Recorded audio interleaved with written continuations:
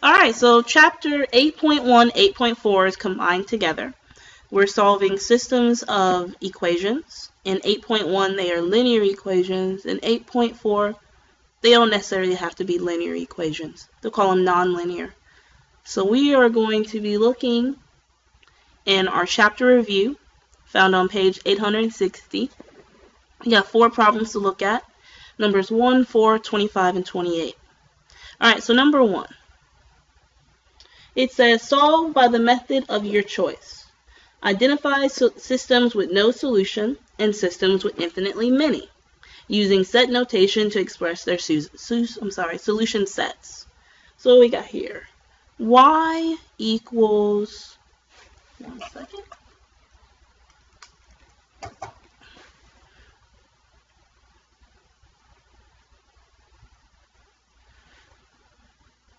Okay, y equals 4x plus 1, and we also have 3x plus 2y equals 13.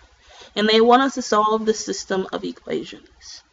Alright, so we have 2 ways to do it, technically 3. You can solve by using the addition method, which I like to call the elimination method. Substitution, as well as graphing. Since they are linear equations, we can solve them by graphing, right? Okay, so for this problem, we look at it, we have the first equation already solved for y. So in that case, I'm going to use substitution.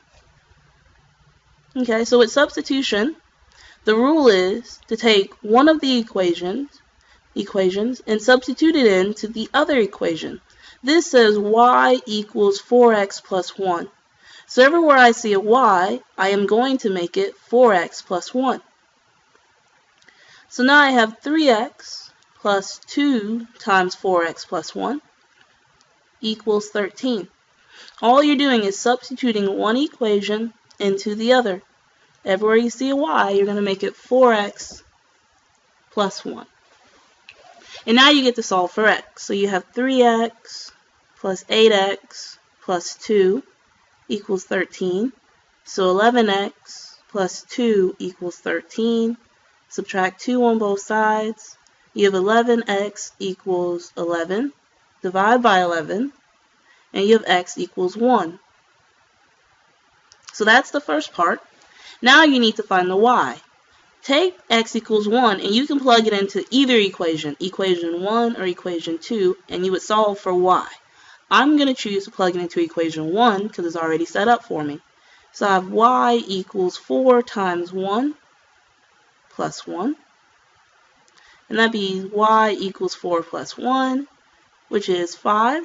So the solution to this equation is solution to this system is 1, 5. So if I were to graph these two lines, they would intersect at the point 1, 5. So that's the substitution method. Let's look at number 4. It has 2y minus 6x equals 7, and 3x minus y equals 9. Well, let me get a different color. This time, neither one of the equations are solved for one of the variables, so I may choose just to use the addition method. The addition method, or the elimination method, says you want to eliminate one of the variables from the system, either x or y. But the first thing you need to do is write it so they line up. So what I'm going to do is switch the order here. So I have negative 6x plus 2y equals 7. And down here I'll leave this the same. 3x minus y equals 9. So my x's line up and my y's line up. Now it's my decision on who I eliminate. And I always try to pick the one that has the simplest moves, right? In order to eliminate the variables, so let's say I wanted to eliminate x, the only way to eliminate them, they will have to have the same number in front, but the opposite sign. So this could be negative 6, then this guy would have to be positive 6. That's how you eliminate. If I wanted to eliminate the y's, well, this guy is a 2 and he's a negative 1. So if he stayed 2, he would have to be negative 2. Okay, so let me get a different color. Let's eliminate the x's, which means, what do I need to do to 3 in order to make it a 6? I need to multiply it by 2. But if you're going to multiply the x by 2, you got to multiply everything in here by 2. So I have negative 6x plus 2y equals 7. That's the first equation. All I did was rewrite it down, which you should do too. And now the second equation becomes 6x minus 2y equals 18. And then you add the two equations. That's why we call it the addition method. I call it the elimination method because I'm literally eliminating a variable. So that's gone, and that's gone, that's gone, that's gone. I'm only left with 0 on the left side, and I'm left with 25 on the right side. Now, can 0 equal 25? The answer should be no. Therefore, this is impossible. So the answer is no solution.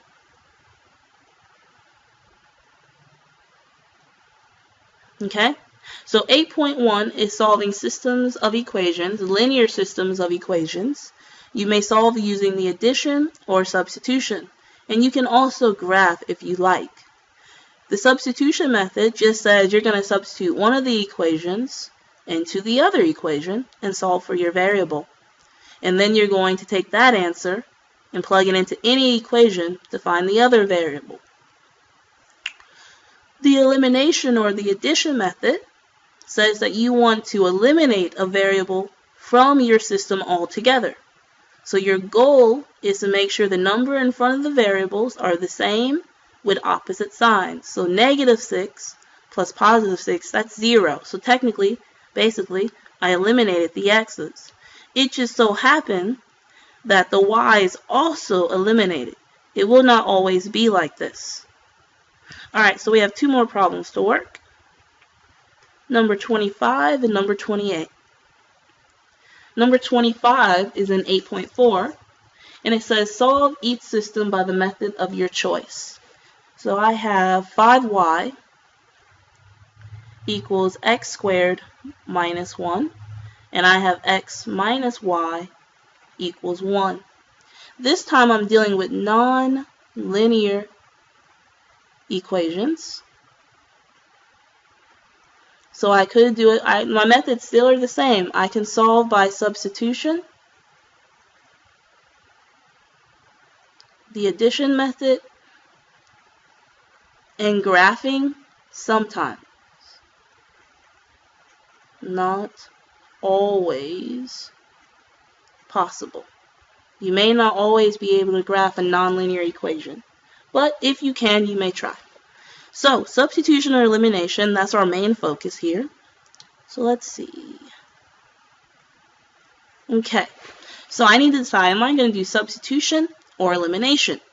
Well, if I look at the first equation, he looks like he's almost solved for y. Almost. And if I can finish him off, I can just substitute him in, right? I'm thinking if I want to do that method. I believe I should, just to show you how. So I'm going to use the substitution method. Again, it doesn't matter which method you use, they'll give you the same solution. I have 5y equals x squared minus 1. This is equation 1, right? I want to solve it for y. So I'm going to divide by 5 on both sides. And I have y equals 1 over 5 x squared minus 1 over 5. And then you're going to take this y and plug them into the second equation. So now I have x minus 1 over 5 x squared, and put parentheses, minus 1 over 5 equals 1. I'm going to distribute my negative, so I have x minus 1/5 x squared plus 1/5 equals 1. Okay, so now we're going to have some fun with this, because this is a quadratic. Remember, with quadratics, you must get everything on the same side together. So I have negative 1/5 x squared plus x, and yes, I did change the order because I like my square to come first, minus 4 over 5 equals 0. All I did was subtract a 1 on both sides, and I did some reordering. Good. Now I can try to factor this, but my leading coefficient has that negative 1/5 on it, so I'm going to go ahead and factor them out. So I have x squared, and then my middle term, actually, you know what? I'm going to leave it just like it was, and I'm going to use the quadratic formula instead. Okay, the quadratic says negative b plus or minus the square root of, one second. No, I take that back. I feel like, here, I'll tell you what, I'm still going to factor out that negative 1/5. I'll still do that. Good. And of course, you can check yourself, right? Multiply, that works. Multiply, that works. Multiply, now that works. Equals 0. Okay? And if you were still going to continue with this step, you can factor it at this point. Does it factor? Yes. Equals 0. Okay? But if you did not know how to factor, you may use the quadratic. So let me go back to the quadratic. B squared minus 4ac all divided by 2. So I'm using this equation and the quadratic. So the a is negative 1/5, the b is 1, and the c is negative 4/5. So it becomes x equals negative 1 plus or minus the square root of negative 1 squared minus 4 times negative 1/5 times negative 4 over 5, all divided by 2 times negative 1/5. And at this point, I'm going to use my calculator. Let's see what we get. So I'm going to do the top part first. Negative 1, actually just the square root part. Square root of negative 1 squared minus 4 times negative 1/5 times negative 4/5 becomes 0.6. So now I have negative 1 plus 0.6 plus or minus 0.6 over negative 0.4. I'm going to use decimals so I don't have to carry around all these fractions. So I have two answers. X is going to be equal to negative 1 plus 0.6 divided by negative 0.4, as well as negative 1 minus 0.6 divided by negative 0.4. So I have negative 1 plus 0.6 over negative 0.4, and that came out to be 1. And then I have negative 1 minus 0.6 over negative 0.4. And that came out to be 4. So I found two x's in this problem. So x is 1 as well as negative 4. Now what you must do is find the y that corresponds to each x. Alright, so x equal to 1. When x is equal to 1, we're going to take the 1 and plug it back into this equation to solve for y. So we have y equals 1/5 times 1 squared minus 1/5, which is equal to 0. So this point is 1, 0. That's one solution.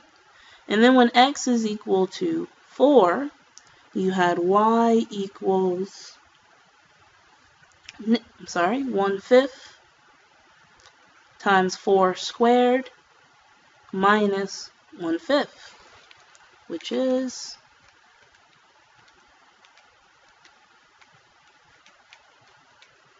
3.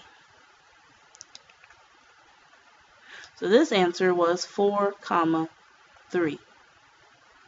There's 2 solutions here. And that's very possible because it's nonlinear. There you go. So if you were to graph these, they would intersect at 2 points, 1, 0 and 4, 3. All right, one more problem. Number 28. And what do we have here? 2x squared plus y squared equals 24, and x squared plus y squared equals 15. And of course they want us to solve. And again, we can use any method. And since we used substitution last time, let's use the elimination addition method this time.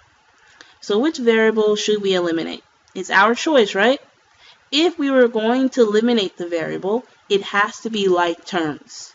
So especially since you're dealing with nonlinear, you have to make sure it's literally the same variable raised to the same exponent.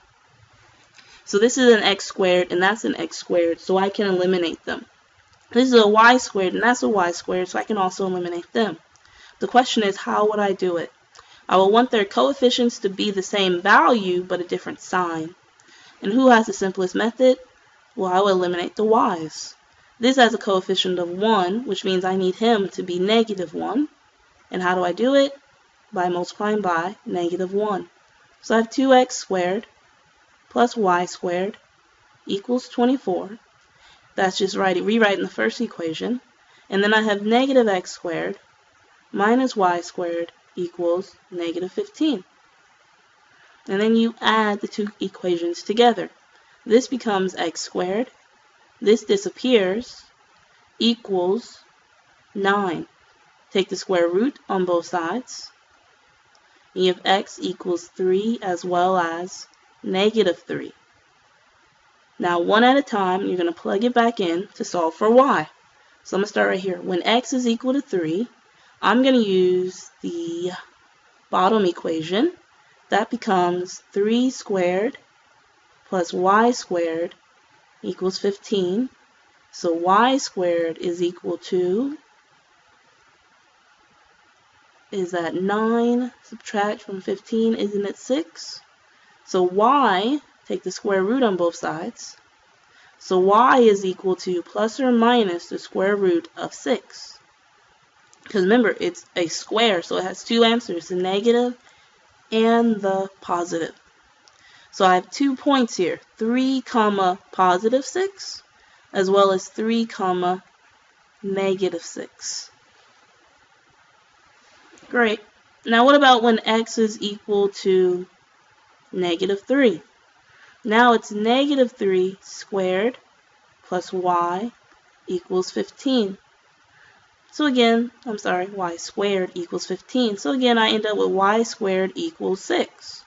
Take the square root on both sides, and I have y equals the square root of 6, as well as the negative square root of 6. So again, you have 2 points here, -3, square root of 6, and -3, square root of 6. Great. So if you were to graph these 2 equations, they would intersect at 4 places. Okay? So these aren't exactly circles. Or are they? They're in the form of a circle on the left side. I believe they are circles. That's in the right form. I'm trying to think if they would be... it really doesn't matter. I know they're oval shaped, basically. I don't think they're a perfect circle because of the radius. Nah, let's for now. How about this? The bottom one I know is a circle. The top one, because of how the 2 is, I think it's a different shape, but it's still oval. So if you were to graph them, they're going to intersect each other in 4 places. So if I could make it up, one would look like this, and the other, let's just pretend like it could look like that. Which means they're hitting each other there, there, there, as well as there. Okay? But don't worry, you do not have to do the graphing. We solved this using the elimination and the addition method. This concludes the video for 8.1 and 8.4. Let me know if you have any questions.